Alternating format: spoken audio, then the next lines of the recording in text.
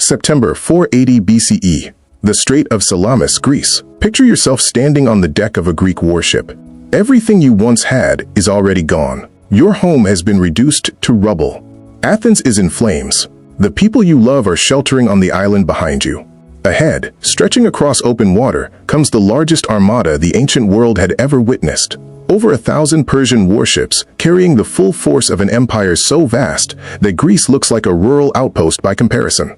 To them, this wasn't really a battle. It was the final step in swallowing your civilization whole. At the center, Xerxes, King of Kings, watching from a throne built specifically for this moment.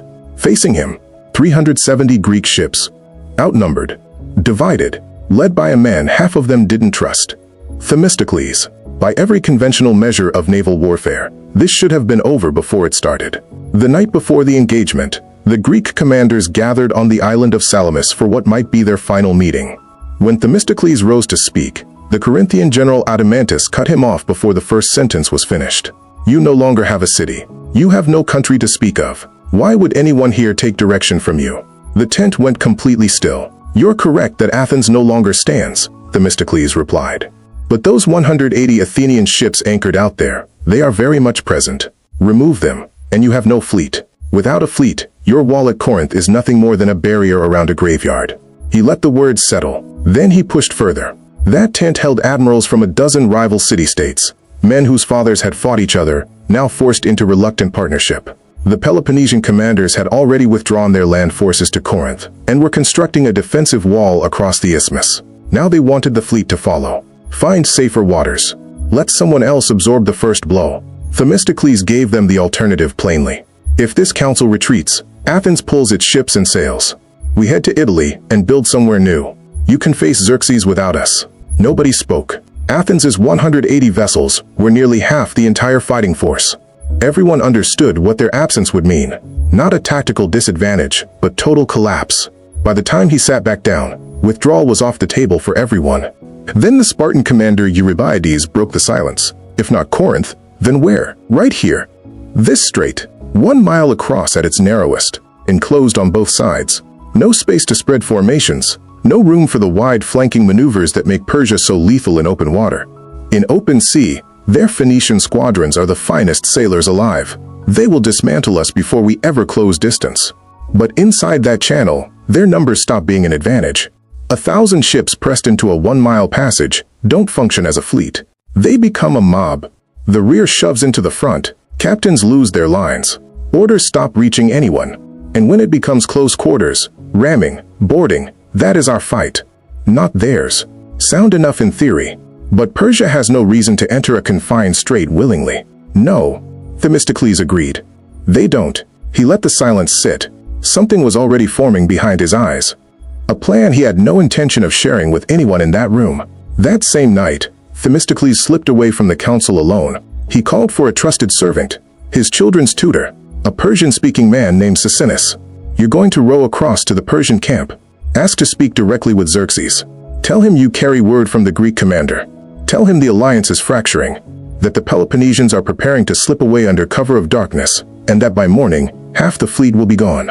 And if they don't believe me, they will, because it's precisely what Xerxes wants to hear. Every word was a fabrication. The Greeks weren't retreating. The alliance hadn't cracked. Themistocles had just spent an hour making certain of it. But he understood how Xerxes thought. A king who had already burned Athens, killed Leonidas, and swept through Greece without serious resistance. That man doesn't anticipate traps. He expects submission. Xerxes disappeared into the darkness. Across the water in the Persian camp, Xerxes held his own council. He went around the room.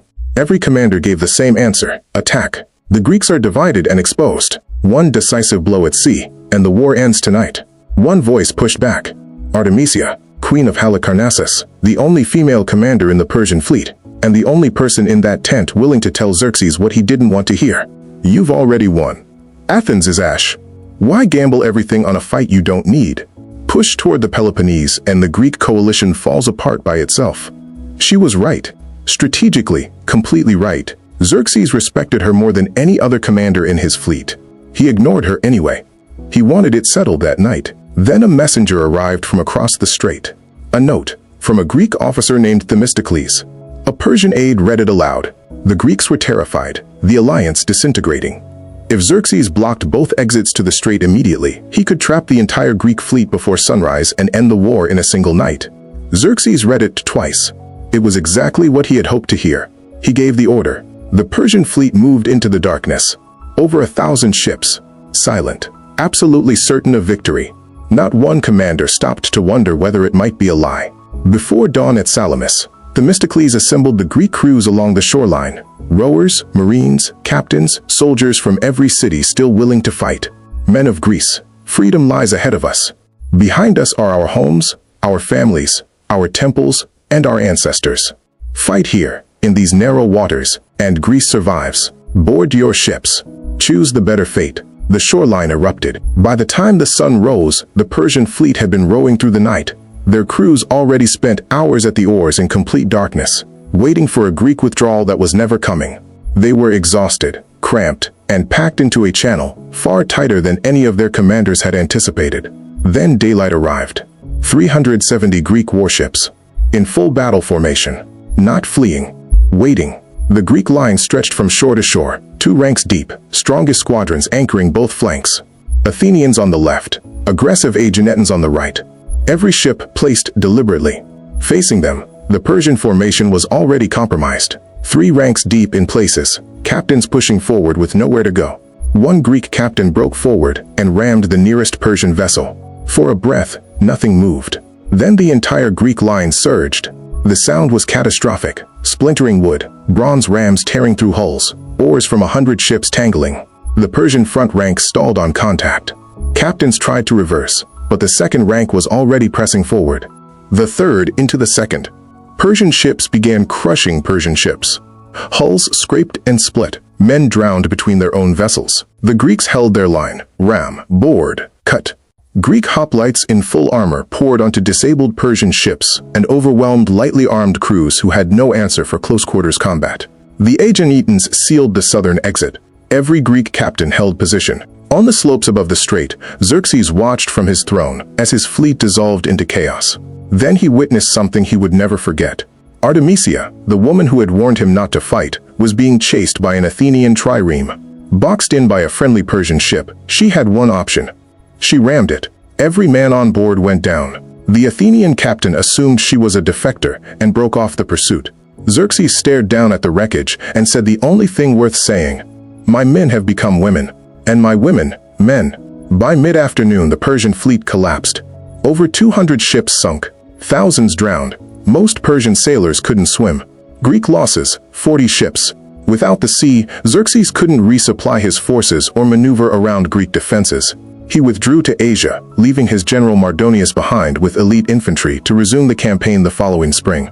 Salamis didn't end the invasion, but it shattered its momentum and proved, for the first time since Thermopylae, that Persia could be beaten. One confrontation remained, not at sea. On an open plain, near a small city most people have never heard of, Plataea.